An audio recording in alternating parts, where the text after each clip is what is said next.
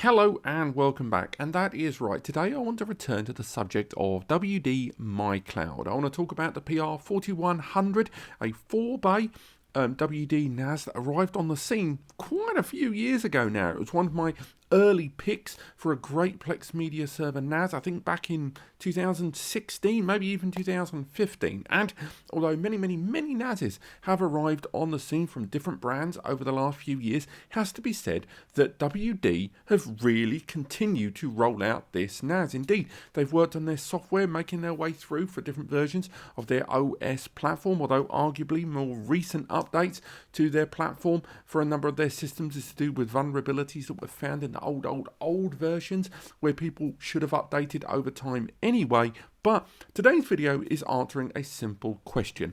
Does the WD My Cloud PR4100 still cut it in 2022? Now, when I say this NAS is still available, I mean it really is still available. On the left-hand side of the screen, I think it's either up there or up there. I don't know if this will get reversed here on screen.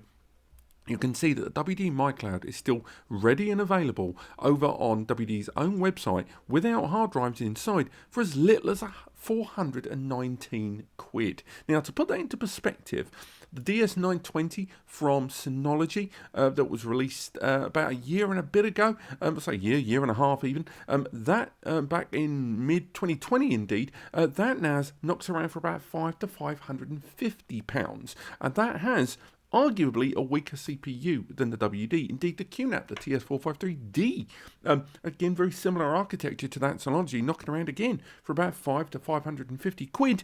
Again, slightly weaker CPU than this, although their systems do advertise a great degree of variety in their applications, and indeed the hardware supported services, HDMI out, M2 NVMe SSD cache, that sort of thing, they bring a lot more to the table. Whereas this WD, if you're only going to be utilizing it for a small number of features, it can make it very appealing.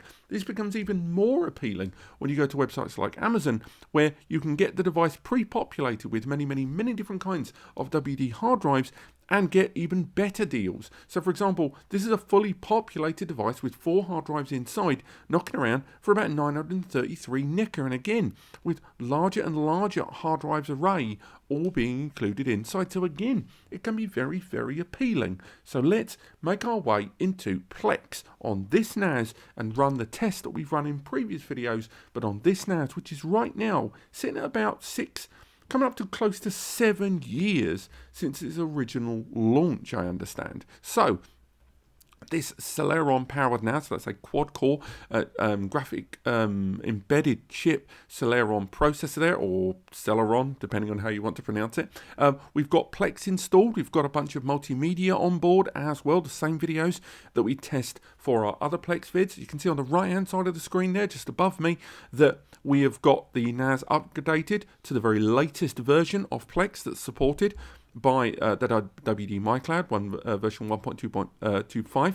Also, if we make our way into the transcoding option there, you can see we've enabled transcoding there on this system. It's all enabled on board. So again, we've got transcoding enabled. We're using a Plex Pass version of Plex, and throughout this testing, on the right hand side of the screen, you're going to be able to see how much bandwidth, which isn't going to be that important because we're running this on a network, but you'll also see the CPU utilization and the memory utilization throughout all of our tests. I'm going to remove me from the screen in just a moment, just to let you guys be able to see all the picture quality as we go through it. But again, remember, what we're looking at here is the resources being used on the right hand side of the screen there, and the picture quality as it runs. And we're going to do some forced transcoding as well throughout this video. You may not need it if you're never going to access the NAS remotely and you've got great internet connections and fantastic devices, good for you.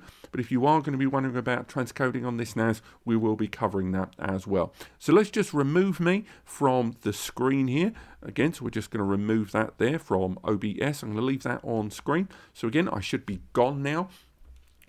So Let's go straight into our test. Let's go straight into Little Shop of Horrors. And again, we've already scraped all the metadata. We've done all that stuff. It's going to be muted during the course of this video. So let's go ahead and click play. And again, this is going to be with no transcoding actions whatsoever. So again, if we go to the bottom of the screen there, we're going to be able to see that we're running the original 1080p quality of this video. And again, on the right hand side of the screen, small dip there in CPU utilization, nothing really to write home about. Again, it's going to run fine. We can skip forward. We're all playing fine there. Again, if you've never watched the original cut of this movie with the somewhat say darker ending there, I recommend you check it out, but still nonetheless. Let's carry on. We're all still good. We can flick along. We're seeing no problems there. Tiniest little bump, which is exactly what I want to see in this day and age from, playing such an old film. Yes, it's an HD master, but still. So let's go ahead and do some transcoding there. So let's convert this 1080p file down to a 720p 2-bit file there. Instantaneous change. No slowdown there. Exactly, once again, what I want to see. No bumps there at all. We can flick along. Another thing to bear in mind, let's zoom in a little bit here on the bottom of the screen. You see this orange bar here? This is kind of our buffer zone. So a lot of the time when we're running a lot of our tests, you'll see that the dark orange where we're up to in the movie, and then you see the buffer bit, much like I'm sure you're seeing on YouTube. But this is going to be localized to the Plex NAS that we're running. And the reason we keep that on there is the amount of work that the NAS is having to do to stay ahead of playback will be depicted here. This will become a lot more important later on in the video when we're looking at some of the denser 4K stuff. But I digress. Let's make our way back. Good old John Candy, we miss you. Let's transcode this file down to something a lot smaller. 160p, in fact. A much smaller transcode. This is going to use a lot of system resources there. I know there's about 4 pixels on screen during this. But again, this is about remote accessing on smaller devices because we're obviously watching this on a much larger screen. If this was zoomed out into a much smaller device, and again, you've got limited data connection, but again, we're looking at just how much work the NAS is having to do this transcode and stay ahead. And once again, if we zoom right in there, you can see that the buffer zone is much smaller. You'll know when the NAS can't handle a file because the playback is outpacing the buffering. That is to say, it's taking more than a second to transcode 1 second of footage, and that is what we call a massive fail. But let's just knock this right the way back to the original version, instantaneous change, and things are absolutely fine there. So let's cut out of this and go into something else. So again, making our way back into the library, we're going to go back into the movies, and after this, we're going to make our way into the Matrix. Again, Matrix, this is a different file size there. This is just a 720p file, so it's actually a lighter file than what we were looking at before, but we're just going to be a little bit more aggressive about a lot of our testing. So let's bring that up there on screen as always.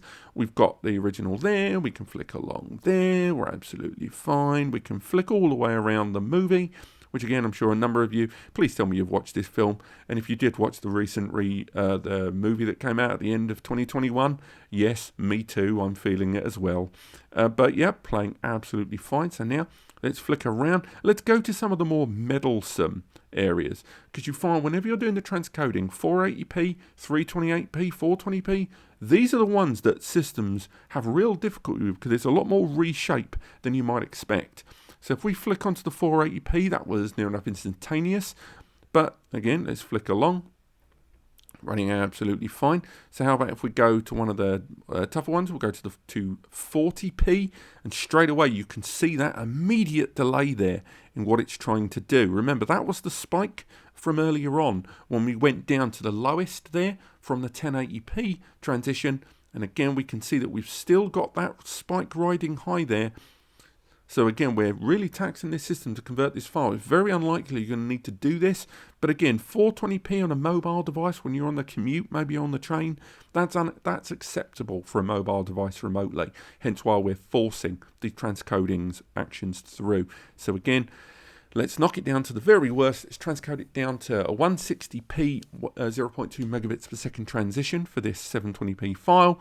Again, there's about 9 pixels to choose from there on screen. And again, hopefully that's coming through, even though OBS is recording that there for us.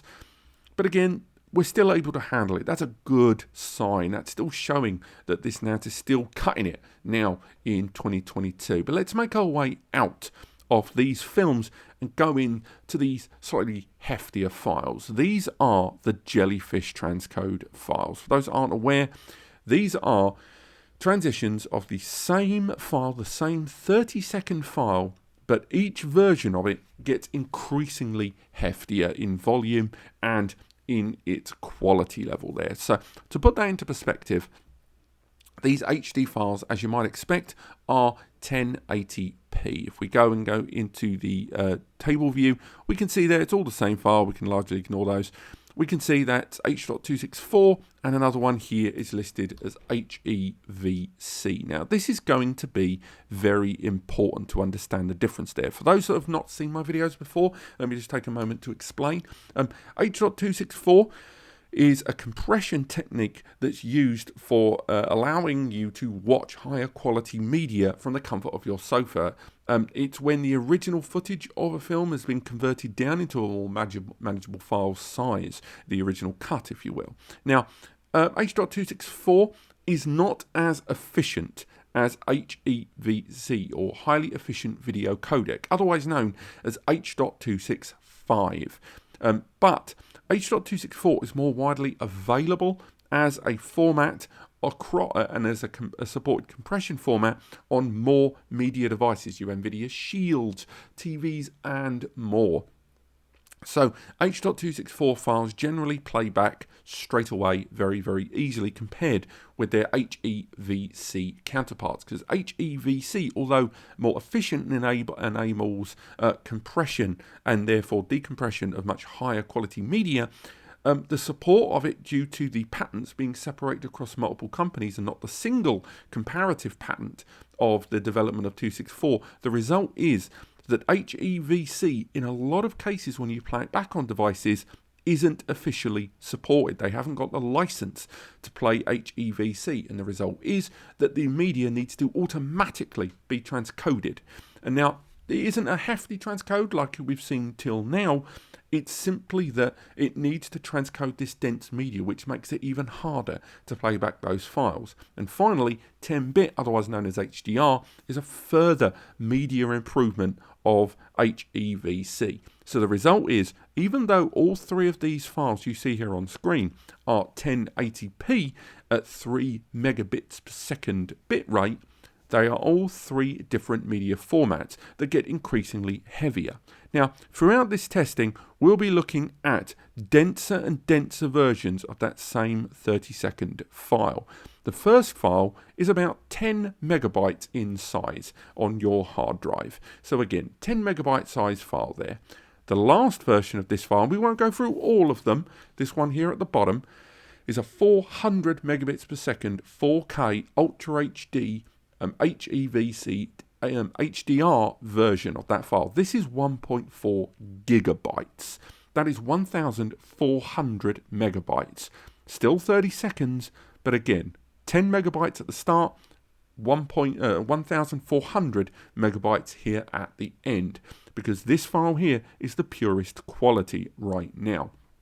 We want to see just how far the WD My Cloud PR4100 can play these files. Very few NASes that I have tested can play back this file easily, and very few can play more than one, less than 5 in my testing. I think this NAS will probably play every single HD version at H.264 and maybe even the 4K version, but I reckon here is where this NAS's limits live. I've not tested them yet, I've not played them back yet, but I think 100 to 120p is where this NAS is going to live. But for now, let's go ahead and play back our first file. So again, 3 megabits per second. This is not that different to what we've tried so far. Again, look at the orange bar at the bottom, the darker orange. It's instantly cached the whole file there. We can see hardly any bump there in terms of CPU usage. Indeed, convert it automatically, and then it will assess your connected profile to the Plex media server, and it will look at the best, most optimal for remote access there, but again makes it much harder to measure. So let's convert that down to the lowest variant, again 160p. This is still denser than what we've looked at before, but as you see, it's able to transcode that file absolutely fine there. Now again, let's try that same thing, but this time with the HEVC version. Same file, but a different file format. And the first thing you notice is it didn't play immediately. And you can also see that now it's stating convert. It's had to convert that file first thing. And we're utilizing more resources to play back this file as standard than we did here when we were playing back that file when it was an H.264. As you can see there, there's a difference very notably to take on board. Again, if we go ahead and convert it to the lowest version,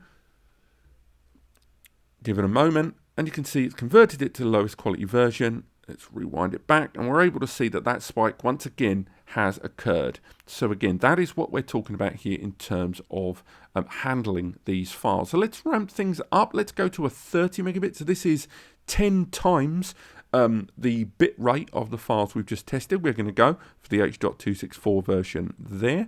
So let's go ahead and play that bad boy there. We're going to let that play. We're going to open it up. We're playing it back in its original. No transition there. We can have a look, and we've already started to see that spike with that 10 times frequency file there, but it is still playing it, and it's converted the whole thing. As you can see, the spike has gone away. So we rewind it a bit there, and once again, go down to the lowest conversion there. We're going to have to work a bit harder. I reckon we're going to break maybe into the 40s of the CPU utilization soon. But again, it's able to do that, and it's done it nice and smoothly there for us. It's converted that file just like we would have hoped to have seen it do. Once again, staying with 30 megabits, we're going to try that now in the HEVC or H.265 version. So again, heftier file, and if we make our way into it there, have a look, and as you can see there at the top, as we play these files, they do appear on the dashboard to let us know. We're seeing it there. It's obviously had to do the automatic conversion because it's an HEVC or H.265 file. But again, it has played the file. But again, we're seeing heftier usage each time. And if we do the conversion down to the lowest, smallest converted version there, in other words, the most work being done, we can have a look and see just how it's done. We've already started to see this broaching the 40% utilization there. And we're going to see it exceed it probably very, very soon as we go into some of the denser files, but still nonetheless it was able to convert that file. Another thing before we go any further, it's worth highlighting, if you're going to have multiple users streaming files from the NAS, just because some of these transcoding actions have taken 20% or whatever, that doesn't automatically convert to one user takes 20%, therefore 2 users use 40%, 3 users use 60%. It doesn't work that way, because it's all about the embedded graphics element of the CPU and the proportion of that CPU that it takes up in terms of its handling. And if the handling of graphic resources exceeds the actual resources available on the embedded portion of that chip, then it will spill over into raw CPU power. It doesn't translate directly one-to-one for each connected user. But let's make our way into that 100 megabits where I felt we might be broaching the breaking point there. Let's go ahead and play the 100 megabits per second H.264 file version. This is the last 1080p file as well, by the way, before we move into 4K. Let's have a look there. You might hear my laptop fan just kicking in there in the background where we conduct these tests. But again, it's played the file, hasn't broken into the 40%. So again, pretty impressive for me. But have a look down here. We're only just, let's play that file again to show you what I mean. If we play that file just once again, so we're going for the 100 megabits per second H.264, have a look at the bottom of the screen. Remember, we're looking at the dark orange, and we're seeing that it's not racing ahead the way we've seen it before. It's just going to jump in a moment, just as it gets ahead. But again, it's not maintaining as big a lead as we've seen previously ahead of that playback there. And that's what I mean about this starting to reach that point where the system's going to have difficulty playing that file. We're not going to worry too much about transcodes anymore because we know we're reaching kind of the limitations there. So again, now we're going to go for the HEVC version. And again, we're looking at, we zoom in a little bit there, how far ahead this gets. And I believe we're going to start to see and reach the point soon where the buffering is going to be able to not keep up with the playback there. And generally when that happens, this stops dead, as you see here on screen.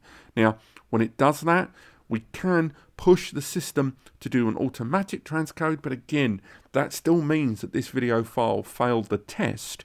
But there is to show you that we can do workarounds there, if possible, utilizing that transcoding. So if we go for automatic conversions, so again, this is where the system finds slightly more a variable middle ground there. And you'll see that sometimes when we do an automatic conversions that we manually action, the system may play the file. We've reached 9 seconds there, and as you can see, it plays the file. But this is by no means an ideal way to play a file with zero friction there. So again, although technically it is playing this file, I wouldn't consider this a pass for what we've done here. Also worth bearing in mind that at this point, we are dealing with pretty hefty files. Not a lot of the media in your collection is going to be this hefty. So just because it didn't play back that file isn't necessarily the end of the world for most atypical users. But now let's move into the 4K stuff. So again, this is an H.264 4K file there. Again, playing in original quality. We want to look at the bottom, of course, while we're playing this file. And again, we've reached up to that 5-second mark there. We've still not got playback, and we're seeing that utilization spike quite dramatically there. But as you can see, we've still not got playback there. It's done that freeze there where the system is just not capable of doing that. And once again, I kind of anticipated that on this Celeron processor. But once again, we can force that automatic conversion where it analyzes the system environment, which again, I'm still not going to say it counts as a pass for the file on this, but at least you know there are ways to get playback of that file. But let's see if it's actually going to work on this 4K conversion, this forced file conversion here in the background. We're up to that 6 second there. Are we going to see a bounce with a step forward? It's not looking fantastic. Yeah, I think we may have hit the wall there, as you can see. So again, 4K is kind of where we've hit the wall there. Now, it would be remiss not to take things a little further. Let's have a look there at some of the heftier files there. So now we're going to go for that 200 megabits, because sometimes, even though it can't play the 120 megabits, the 200 megabits can play due to that architecture there. Again, we're seeing the conversion set up there. We're seeing the kind of trial and error there of the system trying to play back that file. And again, do bear in mind once again that 4K at 200 megabits is pretty rare in the average multimedia collection. But still, if you want to think about future-proofing, then you know, we're talking extensive future-proofing here. And remember, this NAS came out in like 5, 6, 7 years ago. So let's play fair here. But still, no way. And of course, let's try the heftiest of the heft. Let's try that heavy file there. If it's not played anything thus far, as you can see, it's just absolutely no chance playing that file. For the most part, though, if you are an HD video watcher, if your collection is HD predominantly, to be perfectly honest, the WD My Cloud still seemingly does the job.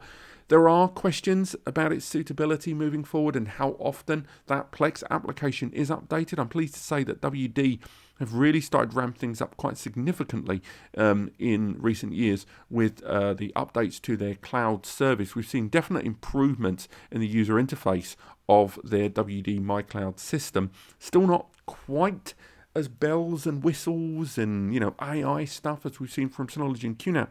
But if you're looking for a system that just sits there and does its bloody job, then I would argue it still stands up quite well on its own. But just bear in mind that systems like the My Cloud service are showing their age a little bit indeed. We look at when this was added to Amazon's own website, this particular version, and that's June 2016. We're in 2022, guys. That was a wee old while ago. But still, nonetheless, this has been Plex testing of the WD My Cloud PR4100 in 2022 and whether you should still consider it. I hope you found this video helpful. I've done a bunch of Plex tests and I've got a lot more planned for the rest of this year with the new releases coming soon. So stay tuned for that and click subscribe and the bell to be notified when they hit the channel. Otherwise, click like if you've enjoyed the video. It helps me make these videos better each time, and I will see you on the next video.